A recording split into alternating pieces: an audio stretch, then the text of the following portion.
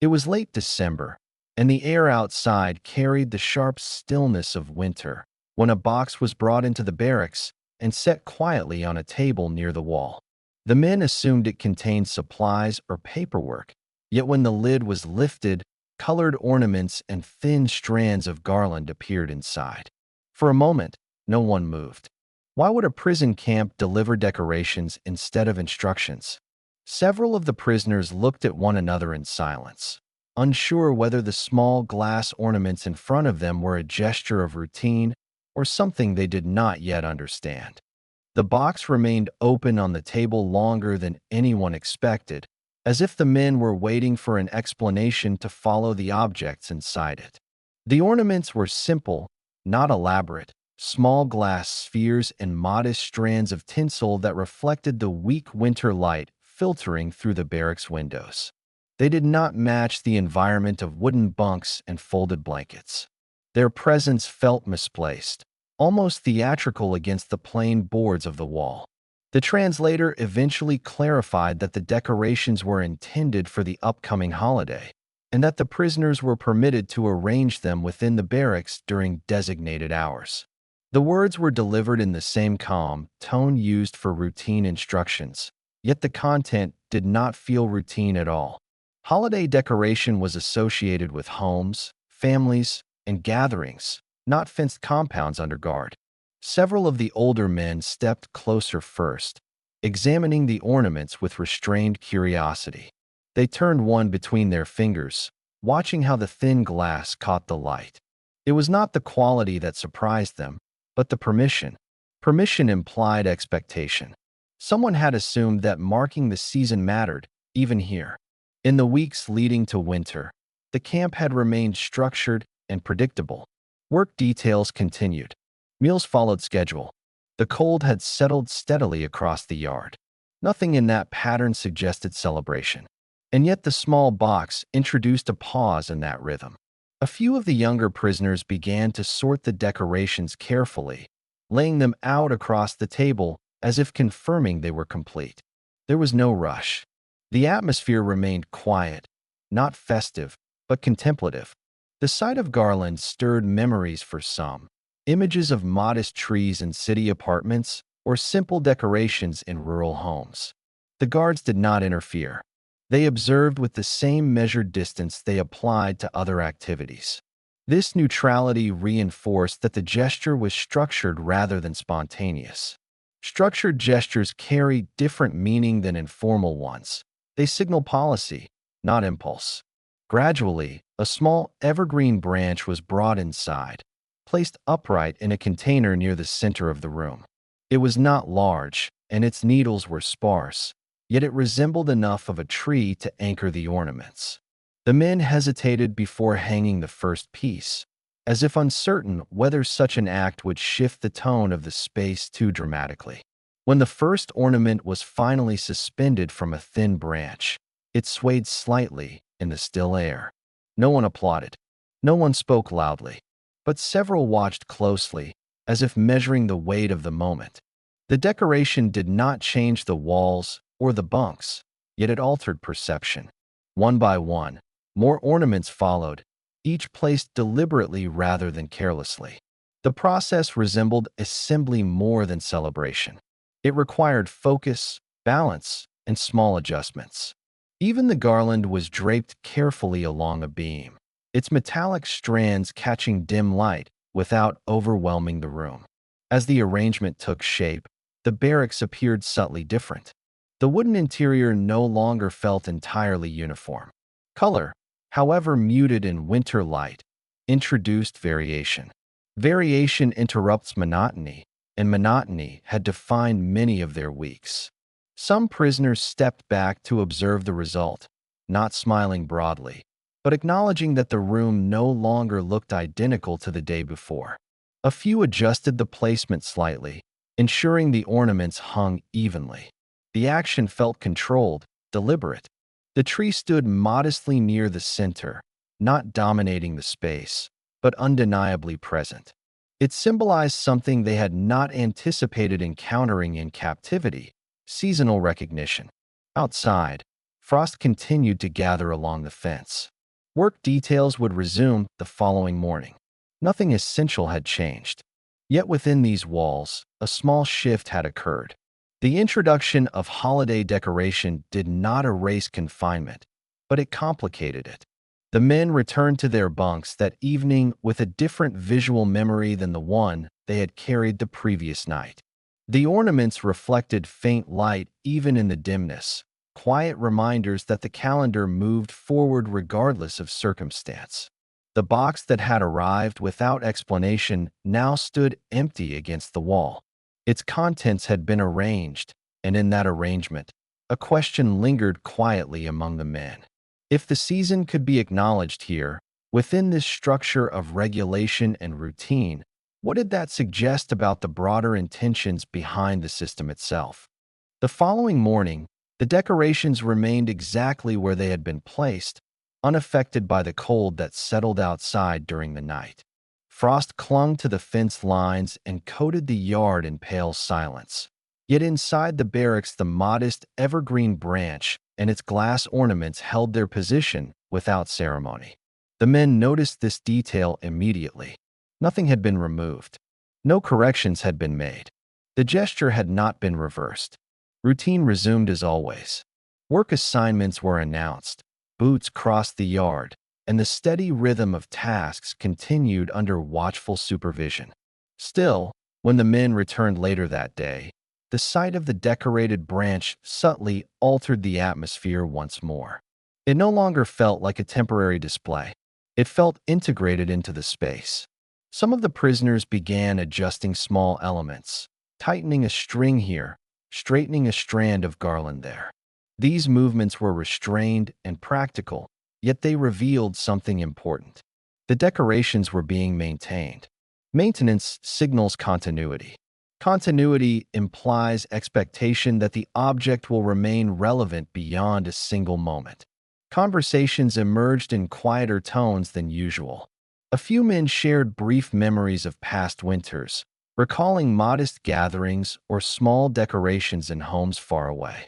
The stories were not dramatic. They were factual, simple descriptions of candles, trees, or familiar songs. Even restrained recollection carried weight because it connected the present space with distant environments. The guards continued their measured observation without comment. Their neutrality reinforced that the arrangement was permitted within regulation. It was not a special exemption. It was structured allowance. Structured allowance carries different meaning than indulgence.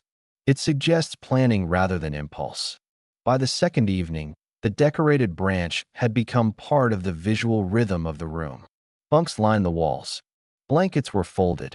The small tree stood near the center, neither celebrated nor ignored. Its presence interrupted the uniformity of wood and fabric, adding shape and contrast. Several of the men began to consider the broader context. Holidays mark time in ways that work schedules do not. They divide years into recognizable segments. Allowing decoration acknowledged that time was passing, that the calendar moved forward even within confinement. That acknowledgement felt more significant than the ornaments themselves. One prisoner, who had remained skeptical at first, traced a finger lightly along a strand of garland and stepped back without speaking. The gesture was not emotional. It was analytical, as if confirming the object's reality. The decorations were not symbolic props. They were tangible, visible, and deliberately provided. Outside, the camp remained unchanged. The fences stood firm. Snow gathered against posts. Guards rotated through their shifts with steady regularity. Yet inside the barracks, the contrast between restriction and seasonal recognition continued to challenge earlier assumptions. A few men quietly adjusted their posture in the evenings, sitting where they could see the small tree while reading or writing letters. The ornaments reflected faint light from the lamps, creating subtle points of brightness in the otherwise muted room. Light, even minimal, shifts perception. No celebrations were organized. There were no loud gatherings or dramatic announcements. Instead, the atmosphere settled into something quieter.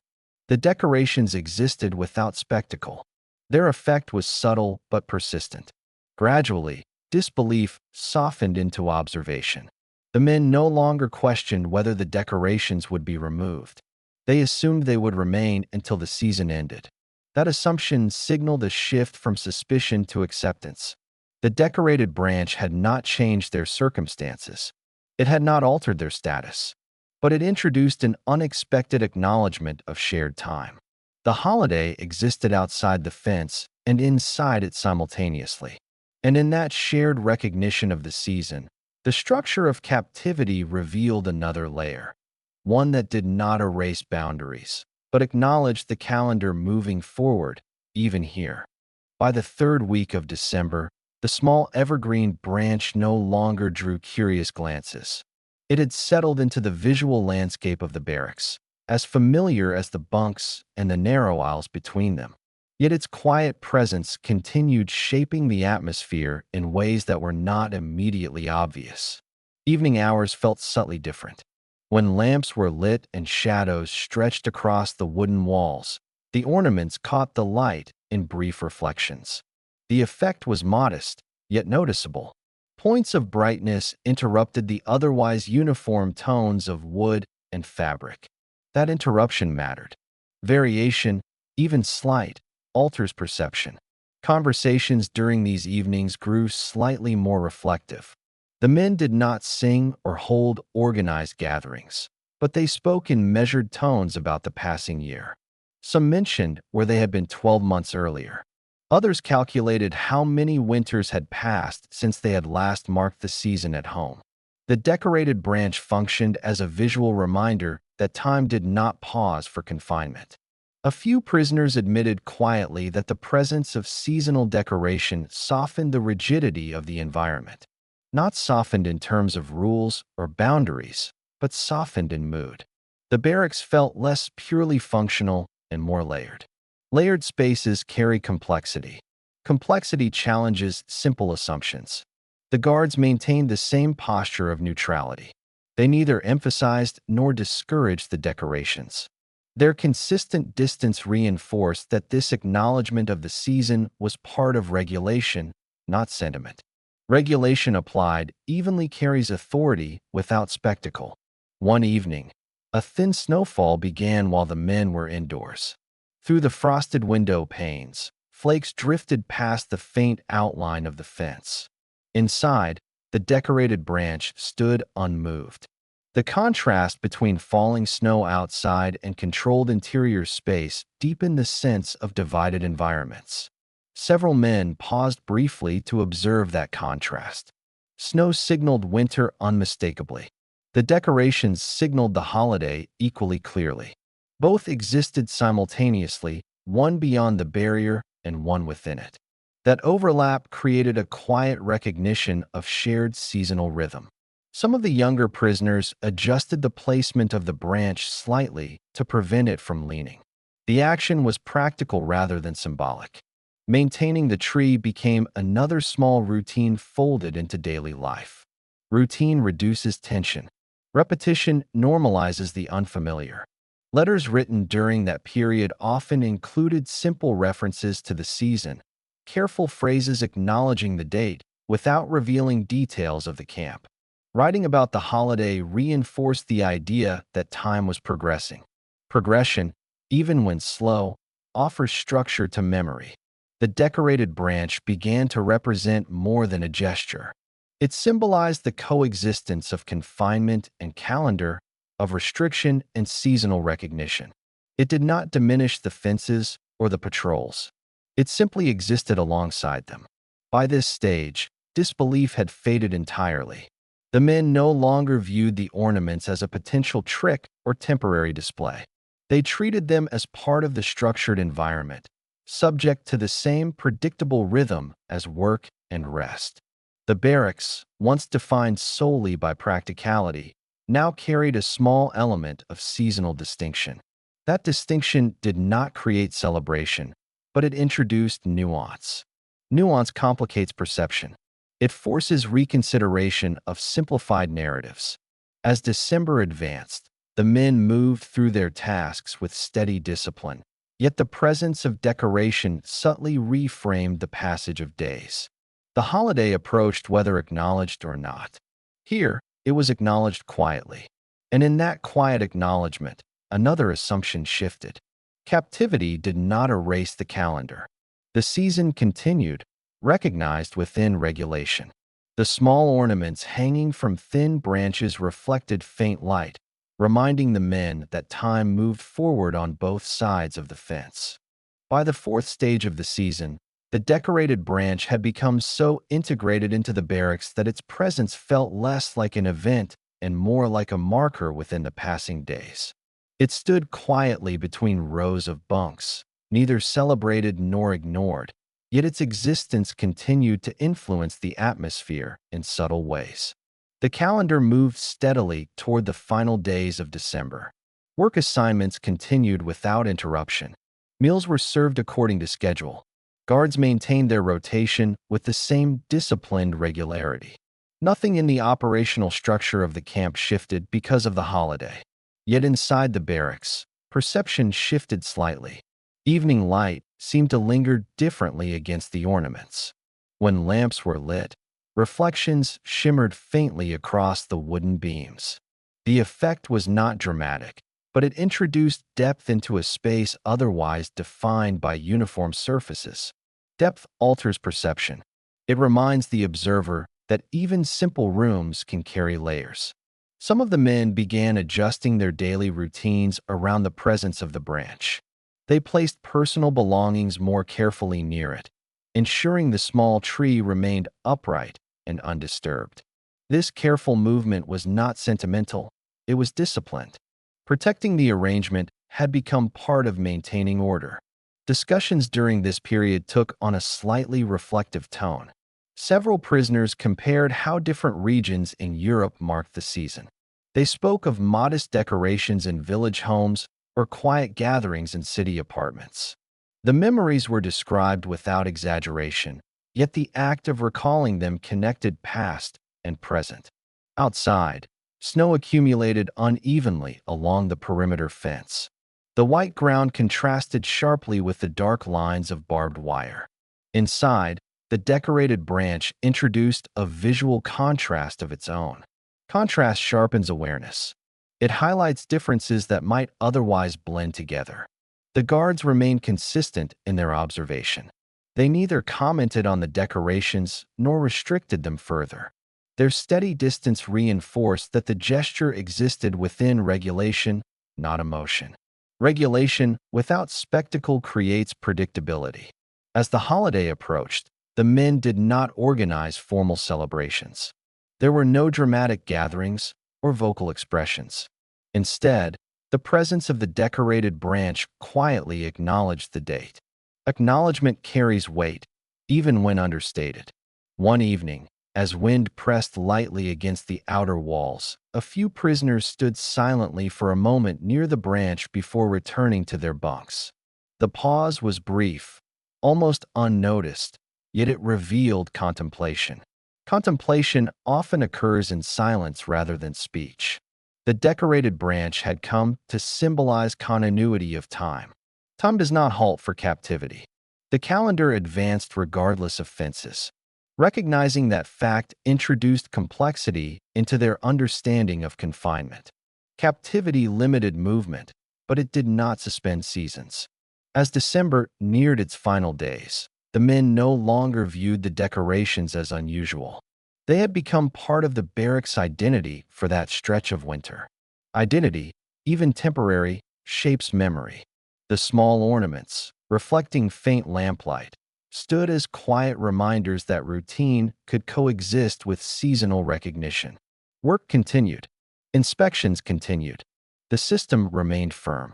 Yet within that firmness, the season was acknowledged without disruption. By the end of the month, the men understood that the decorations would eventually be removed, just as they had been placed according to schedule. Their presence was structured, not spontaneous. That structure reinforced a larger realization. The environment was governed by organized systems that accounted for time as well as order.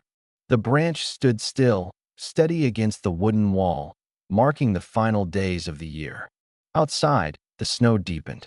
Inside, the routine held.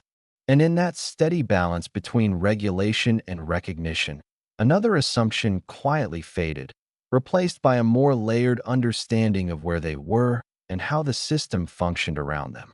By the final days of the season, the decorated branch stood unchanged in its place, yet its meaning had evolved through repetition rather than spectacle. What had first arrived as an unexpected gesture now functioned as a steady marker of time, woven into the rhythm of daily life without disrupting it. The ornaments no longer appeared foreign against the wooden walls. They had been absorbed into the space. Work details continued each morning with the same discipline. Boots crossed the frozen yard. Breath formed briefly in the cold air before dispersing. The fences remained rigid and visible against the winter sky. Nothing in the structure of confinement softened. Yet inside the barracks, the small tree continued to stand quietly, bridging two realities. Some of the men began noticing how the presence of decoration influenced their sense of the calendar. Dates that might otherwise have blurred into routine gained definition. The approach of the holiday, once marked by gatherings and familiar rituals at home, now took shape through a modest arrangement of glass and garland. Even within restriction, time retained its markers. Conversations during the final evenings of December became quieter and more reflective. A few men calculated how many winters had passed since they last marked the season in familiar surroundings. Others simply observed the branch without comment. Reflection often requires no words. The guards maintained their steady supervision. They neither removed the decorations early nor extended their presence beyond the season. The arrangement followed a predictable course, mirroring the structured nature of the camp itself. Predictability, once established, reinforces expectation. One evening, as the year approached its end, the barracks settled into an unusual stillness. Lamps cast faint light over bunks and blankets. The ornaments reflected softly, catching fragments of brightness. Outside, wind moved across the snow-covered yard, carrying the muted sounds of winter. Inside, the decorated branch stood as a quiet symbol of shared seasonal rhythm. No formal ceremony marked the turning of the calendar. There were no announcements beyond the standard routine. Yet the awareness of the date remained present in subtle gestures. A slightly longer pause near the branch. A brief glance exchanged between two men who understood the significance without speaking it aloud. When the time came for the decorations to be removed, the process unfolded as calmly as their placement. Ornaments were taken down carefully, wrapped, and returned to the box. The small evergreen branch was carried out without comment. The wooden interior returned to its uniform appearance. The absence of decoration felt noticeable for a short time. The space appeared simpler again, stripped of seasonal distinction. Yet the memory of its presence remained. Memory, once formed, lingers beyond physical removal. The experience had not transformed captivity into celebration. It had not altered boundaries or schedules, but it had introduced an unexpected acknowledgement of shared time. The season had been recognized, not denied. In that recognition lay the quiet complexity of the environment. Confinement and calendar had coexisted without contradiction. The system that governed daily life had accounted for both order and season. As the new year began, routine continued unchanged. Work resumed. Inspections resumed. The fences stood firm. Yet within the minds of the men, another assumption had shifted. They had prepared for total emotional austerity. Instead, they encountered structured acknowledgement of time. The decorated branch had come and gone without spectacle. Its impact was measured rather than dramatic. And in that measured presence, the men adjusted once more to the layered reality of their surroundings, where regulation did not erase the calendar, and the turning of the year occurred on both sides of the wire.